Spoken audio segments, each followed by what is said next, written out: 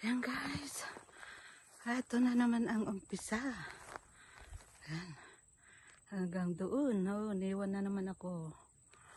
Boundary ng Dupax del Sur and yan ay Biti. Aritaw. Ha?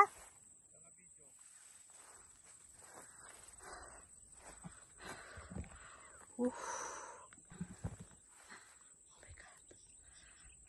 Ang ano nang aakyatin namin, ang tarik. Doon dahil guys. Doon sa tuktok. Nauna na naman siya. Iniwan na naman ako. Yan sa kabilang. Ayan na.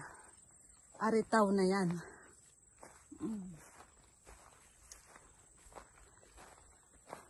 Oh, may mga baka. Oh, pumupunta dito.